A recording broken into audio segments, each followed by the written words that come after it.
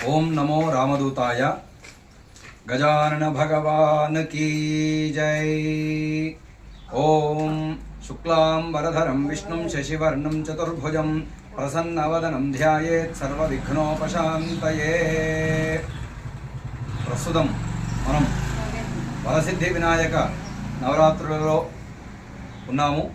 స్వామివారి యొక్క సంపూర్ణ అనుగ్రహాన్ని కోరుతూ అందరూ కూడా అంగరంగ వైభవపేతముగా ఎంతో భక్తి శ్రద్ధలతో పూజాధికాలు నిర్వహిస్తూ ఉన్నారు.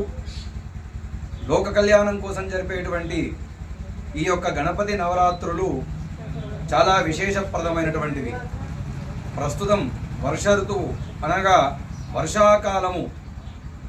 ఈ వర్షాలు ఎక్కువగా రావడంతో నీరంతా కూడా కుంటలలో చెరువులలో పారుతూ ఎక్కువగా మురుగుగా ఉంటాయి. దాని ద్వారా అనారోగ్య సమస్యలు, చర్మ సంబంధితమైనటువంటి ఇబ్బందులు, అంటు వ్యాధులు వచ్చేటువంటి అవకాశం ఉంటుంది. అవన్నీ తొలగిపోవడానికి గణపతికి ప్రీతిగా 21 రకాల పత్రితో పూజించి ఆ పత్రిని గణపతితో పాటుగా నీటిలో నిమజ్జనం చేయడం ద్వారా ఆ నీరు కలుషితంగా ఉన్నటువంటిదంతా కూడా శుద్ధి కలిగి మనకు వచ్చేటువంటి ఇబ్బందులని, అనారోగ్య సమస్యలని ఆపివేస్తుంది.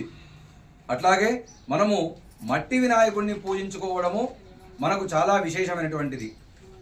మనము చేసేటువంటిది నవరాత్రులు అంటారు. అంటే 9 రాత్రులు పూర్తయి 10వ రోజున స్వామివారిని నిమజ్జనం చేసుకోవాలి.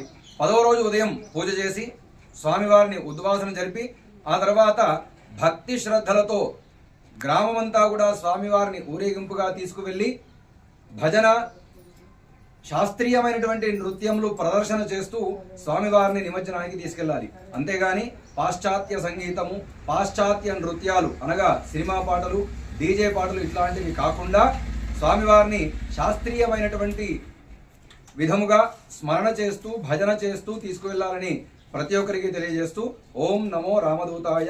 సమస్త సన్మంగళాని భవంతు.